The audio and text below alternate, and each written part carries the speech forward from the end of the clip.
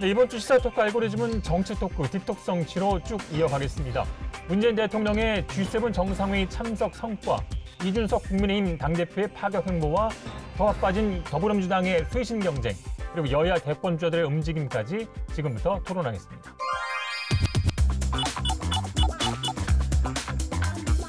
자, 딥톡 정치 시즌2를 책임지고 계신 두 분이죠. 열린민주당 정봉주 전 의원, 국민의힘 이현주 전 의원 두 분 모셨습니다. 안녕하십니까? 네, 안녕하세요. 반갑습니다. 네.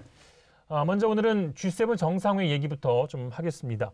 문재인 대통령이 G7 정상회의와 또 오스트리아, 스페인 국빈 방문 일정을 마무리하고 귀국을 했는데요.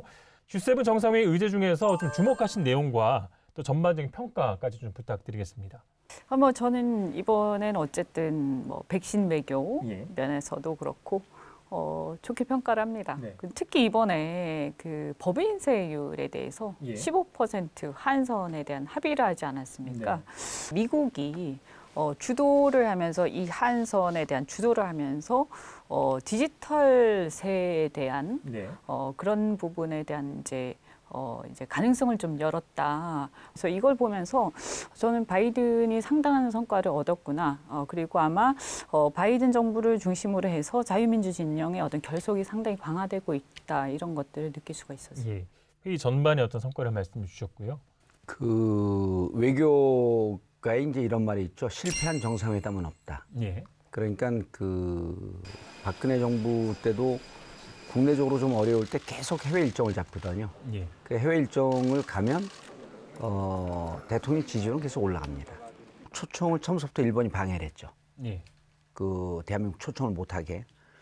근데 초청을 안 할 수가 없었던 환경이 G7의 그 가장 중요한 아젠다 중에 하나가 코로나 공동 방역 문제거든요. 예. 그럼 이제 유럽 입장에서는 전 세계에서 미국 다음으로 백신 생산 능력이 세계 2위인데 예. 미국 생산품뿐만 아니라 이제 대한민국에서 생산되는 것을 받아야 되는 이런 상황도 올 수 있거든요. 그래서 이번에 이제 G7 정상회담은 이제 그 법인세 문제 얘기했지만 사실은 가장 중요한 이슈가 백신에 대한 코로나에 대한 공동 대응인데 공동 대응에 가장 세계에서 모범적으로 방역을 한 대한민국 대통령이 단연 초점을 안 받을 수가 없었던 거죠. 예. 오스트리아 대통령도 백신 부분에 대해서 오스트리아 수상도 이 방역을 잘한 부분에 대해서 챔피언이라는 표현 썼더라고요. 예, 그래서 이번에 보면은 G7에서 코로나 방역의 선진국의 위상을 지난번 정상회담 이후에 다시 한번 확인했다. 예. 그리고 코로나 백신이 성공으로 가는 그 근저에 대한민국 IT 기술이 세계 최강이다라고 하는 것도 또 알렸거든요. 그런 점이 좀 저는 의미가 있었다고 보고. 다만 이게 좀 아쉬운 건 뭐냐면 방역에 대해서 이렇게 좀 우리가 평가를 받았다든지 그런 부분은 좀 인정할 만하다. 예. 다만 이렇게 보면 우리가 주목해야 될 부분은 여전히 이제 바이든 정부에서 이번에 좀 이 의도한 바도 있다시피 이 법인세 환율을 15%로 고정을 시키면서 IT라든가 바이오 이 산업계를 미국을 중심으로 갖고 가겠다라는 의지를 분명히 한 겁니다. 문재인 정권이 그동안 소득주도 성장을 내세우면서 어떻게 보면 이러한 세계적인 흐름에서 약간 뒤떨어져 있는 그런 예. 경향이 있었습니다. 분명히. 그래서 우리가 이 소득주도 성장이나 문재인 정권의 그동안의 경제정책이 사실은 실패를 했습니다. 그 다 지금이라도 늦지 않았으니까 이런 어떤 경제의 세계적인 흐름에 빨리 부응을 해서 이제 따라가야 된다. 글로벌한 경제 흐름을 따라갈 수 있는 그런 이슈들이 많이 나오고 예. 또 그런 대선 주자가 출연을 해야 된다라는 생각을 해봅니다. 예. 크게 동의하지 않는 게요. 법인세가 우리나라가 좀 높습니다. 예. 그럼에도 불구하고 우리나라 기업들이 빠져나가지 않는 이유는 세제 혜택 이외에 다종다기한 혜택이 무척 많아요. 그냥 법인세 자체만 보고서 본사를 해외로 이전시키기에는 국내 세제 이외의 혜택이 너무 많습니다.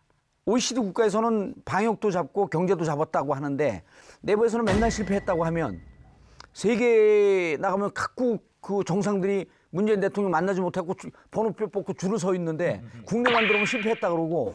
번호표 뽑고 줄 서 있다는 좀 과장된 얘기신 것 같고. 그러니까 하나 좀 덧붙이자면 저희가 이제 G7인데 초청국가가 이제 4개 나라는 나머지 3개 나라는 영연방 국가들이고. 그렇죠. 네. 1인당 국민 GDP로 봐서는 이탈리아를 제치고 G7이 됐거든요. 네. 제가 좀 주목해서 봤던 것들이 사진이에요. 그래서 문 대통령이 항상 뭐 회의에서나 영국 총리와 이제 바이든 대통령 사이에 항상 위치해서 인싸예요. 사진을 찍고 있더라고요. 인싸된 거예요. 그래서 그런 부분에서 우리나라가 좀 국격은 많이 높아지지 않았나 그런 생각 저는 했습니다. 예. G7 이제 정상회담이 G10으로 갈 거예요.